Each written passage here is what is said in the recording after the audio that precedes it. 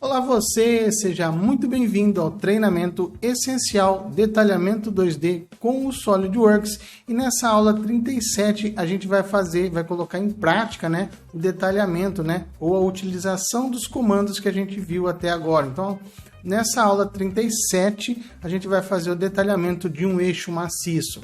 E para trazer um pouco mais de realismo, né, para a gente não trabalhar com peças avulsas, né, apenas peças sem nenhuma aplicação, eu trouxe aqui para vocês o projeto que a gente está desenvolvendo lá dentro do Prime SolidWorks. Prime SolidWorks, para quem não conhece, é um treinamento aí onde a gente tem lives semanais, todas as quintas-feiras, às 20 horas, onde a gente tem uma live de 2 horas ali, desenvolvendo projetos ao vivo no SolidWorks, com o pessoal que está lá acompanhando, beleza? Então, se eu tiver mais interesse, deixa aqui embaixo uma pergunta, que aí eu te passo certinho como que funciona o Prime SolidWorks, beleza? Mas, esse aqui não é o tema da aula, né? O tema da aula é a gente fazer o detalhamento de um eixo maciço. Então, eu vou pegar um eixo maciço aqui no projeto, e já vou aproveitar e dar uma dica também, tá? Eu costumo trabalhar assim, tem gente que trabalha de outra forma, tá? Então, quando eu estou fazendo a modelagem 3D, eu praticamente deixo furos e eixos sempre no mesmo diâmetro.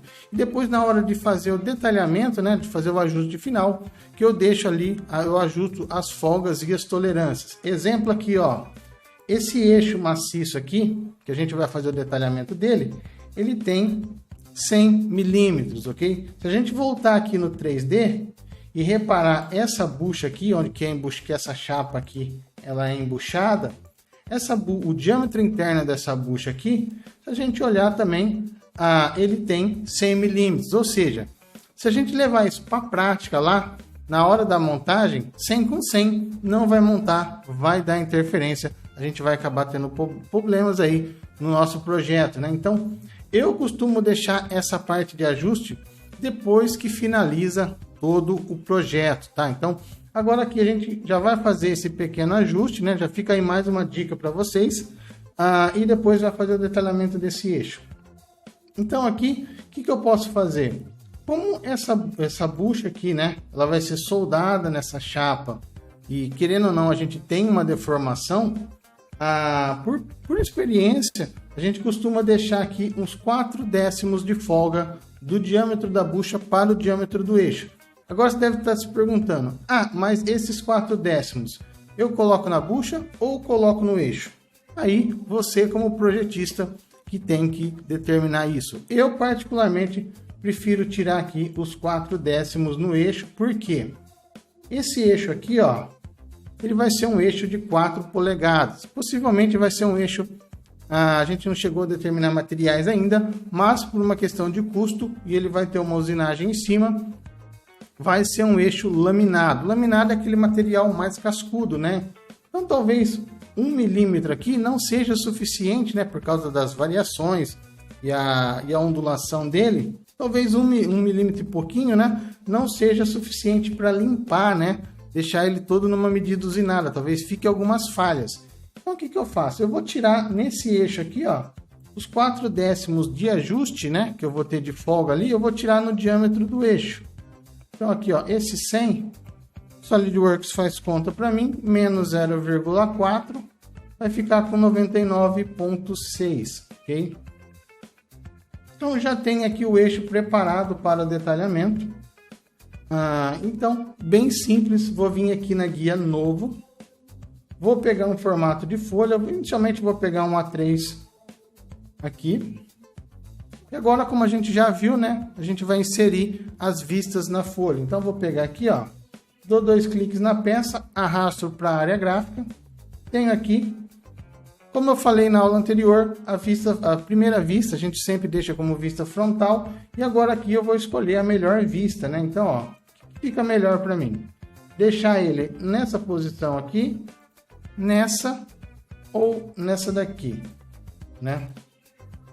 Eu creio que aqui, ó, essa posição aqui eu vou conseguir representar a maior parte, né, ou praticamente tudo que tem no desenho. Como eu falei, né, para quem está começando, é interessante a gente já vir aqui na guia de exibir layout, vista projetada, rebater todas as vistas. Se depois a gente não precisar, né, que nem essa daqui a gente já vê que ela, por ser um eixo, ela já está em duplicidade. Com o passar do tempo e prática, a gente já percebe que essa vista não vai ser necessária, a gente já pode ir deletando. Mas se fosse um outro tipo de peça, possivelmente a gente precisaria das 3 vistas, ok? Mas aqui eu creio que essas 2 vistas já são suficientes para a gente fazer o detalhamento desse eixo. Então, seguindo lá, né, a gente vai vir agora aqui na guia de anotação, dimensão inteligente, ok? Eu vou colocar o comprimento total do meu eixo, né? Clico numa linha, clico na outra, 240. O diâmetro, esse diâmetro aqui, ó, eu posso colocar tanto aqui quanto aqui. Eu acho que nessa vista aqui, ó, ele vai ficar melhor representado, 99,6, ok? Então já tenho o comprimento, já tenho o diâmetro. Essa aqui, na verdade, são as contas principais, né? E agora já posso salvar aqui o meu desenho, né? O detalhamento. E agora aqui que eu preciso mais de informação, né? Sempre se faça essa pergunta. O que mais, se eu tivesse lá no lugar do torneiro que fosse produzir esse eixo, quais informações mais eu precisaria ter nesse desenho para poder produzir ele? Então aqui, ó, eu tenho um rebaixo, tenho um detalhe aqui, né? Então eu preciso, teoricamente, também do diâmetro desse rebaixo e também aqui o comprimento, né? Sempre com dimensão inteligente, né? O comprimento desse rebaixo. Repara que aqui, ó, o SolidWorks ele já colocou a setinha para o lado de fora, tá? Então, se eu quiser mudar ela, ó, só clicar na setinha aqui. Tá vendo essa bolinha aqui? Dou um clique nessa bolinha, ele inverte o lado da seta, ok? Posso deixar aqui mais próximo, ó, abaixar um pouco.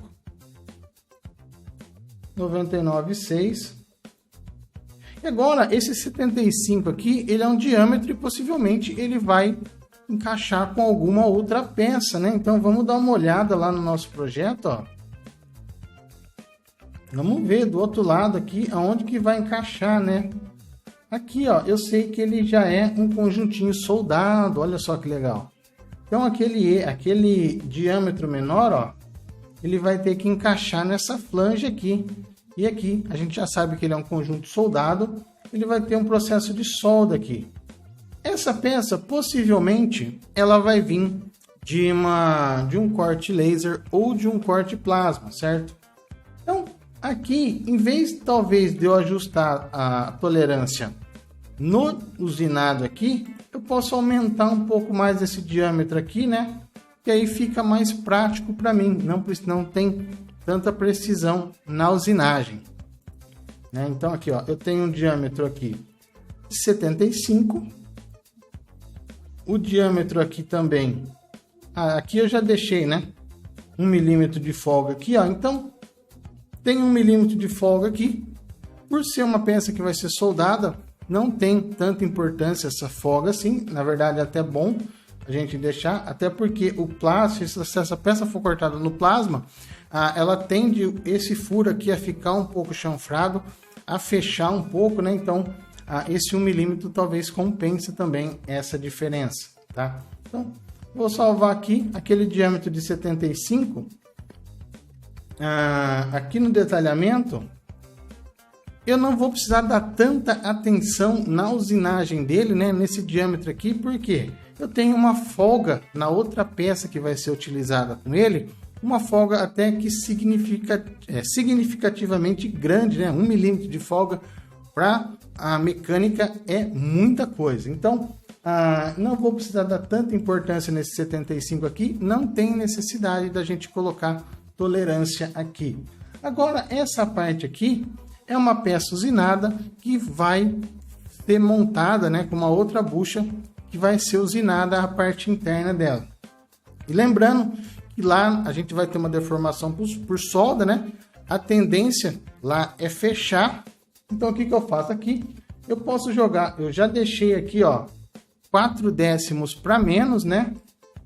Então, o que eu faço? Aqui na Property Manager, em tolerância e precisão, eu vou colocar aqui, ó, uma tolerância de limite, né?